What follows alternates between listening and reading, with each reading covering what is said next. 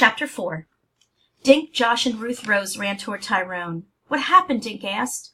"Our money got stolen, that's what happened," Scoop said. "The money you just collected?" Josh asked. Judd shook his head. "No, I still have that." He held up 2 thick stacks of bills with rubber bands around them. "I was going to add it to the rest of the money, but it's gone." Dean pointed to the floor inside Tyrone's belly. The table, chair, and carpet had been moved. Where the table and chair had stood was a square hole cut into the flooring. A hinged door was open, revealing a compartment. It was empty. "I built that as a hiding place," Dean said. "That's where we kept the money in a duffel bag. We've been putting it in there since we left Montana."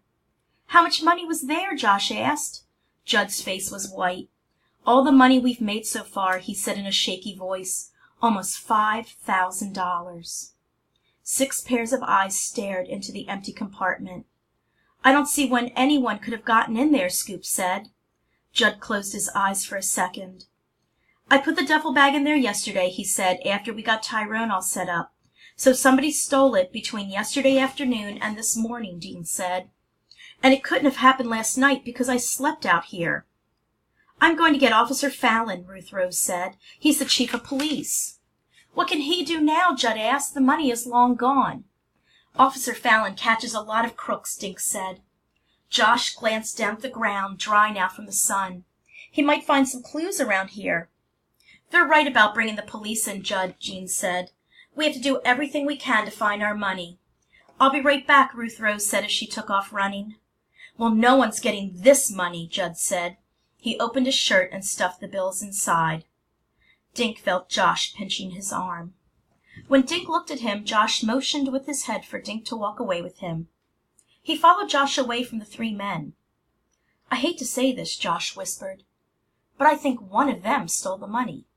He tipped his chin toward Judd, Dean, and Scoop. "Why would they do it?" Dink asked. "Judd and Dean really want to build the museum, and Scoop's going to work there.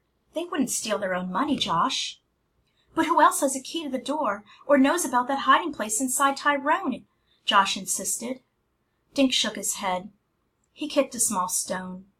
"No one can make me believe Judd would do such a rotten thing," he said. Just then, Ruth Rose and Officer Fallon came hurrying across Center Park. Dink and Josh walked back to the dinosaur. Officer Fallon introduced himself and pulled his notebook and pen from a shirt pocket. "Ruth Rose told me what happened," he said. He looked at the 3 men. "May I have your names, please?" He wrote down each name. "Scoop?" he asked. "Is that a nickname?" Scoop grinned. "Yeah, I was editor of my college newspaper. I got the name because I was always first with a news scoop. My real name is Michael Raker." Officer Fallon wrote it down. "Can you show me where the money was when you fellas last saw it?" Dean pointed through the door at the empty compartment. "It was in there, except when we were on the road. Then we kept it with us in the truck." "I put the duffel bag inside that compartment yesterday afternoon," Judd said. "That's the last time I saw it." "Wouldn't it be safer to keep your money in a bank?" Officer Fallon asked. "We thought the money was safe inside the dinosaurs," Judd said. "No one but us knew about the hidden compartment. And I was planning on taking the money to my bank back in Montana." "Was that compartment locked?" the police chief asked, writing in his notebook. Judd shook his head. "No, but we always keep this outer door locked." Officer Fallon examined the keyhole. He removed the rubber wedge and swung the door back and forth on its hinges. "Who has keys to this door?" "I have one," Dean said. He tapped his key ring. Judd held up his keys. "And I have the only other key," he said. Officer Fallon made another note on his pad. "So, Mr. Week put the money into that compartment yesterday afternoon," he said. "Then this morning, after the show, Mr. Whitefeather looked for the money and discovered that it was gone. Is that correct?" "Actually, no," Dean said. "I did the show, but it was Judd who found out the money was missing." "Could the money have been stolen last night?" Officer Fallon said. "Where did you fellows sleep?" "Scoop and I slept at the hotel," Judd said. "We left the money in the compartment. We always do. Dean sleeps outside. He likes to guard Tyrone." Officer Fallon looked confused.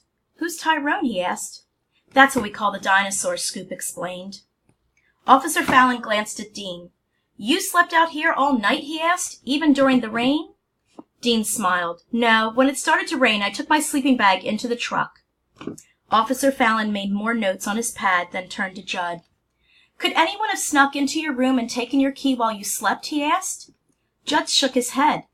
The door was locked. Officer Fallon looked at Dean. How about your key, Mr. Whitefeather? He asked. Where was it while you slept out here? Dean held up his key ring. Clipped to my belt inside my sleeping bag with me. Officer Fallon swung the door wide and looked at the computer. Who makes this thing work? He asked. I do, Dean said, and my computer. So as far as you knew, the duffel bag was still hidden under the floor this morning, Officer Fallon stated. That's right, said Dean. Officer Fallon peered inside Tyrone. And you would have been sitting right over the money at your computer, right, Mr. Whitefeather?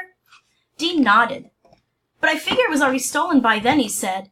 After the show, when Judd moved the table and pulled the rug back, the duffel bag was gone. Officer Fallon placed the wedge so that the door remained slightly open. He looked at the three men. Gentlemen, let's walk across the street to my office. I'd like you to think about everything that's happened since you pulled in here yesterday. I want you to write it all down, even the tiniest details, no matter how unimportant they seem. How long will that take? Scoop asked. We have a lot of other schools to go to. We're supposed to be in New Haven tomorrow. Then we'd best get busy, Officer Fallon said.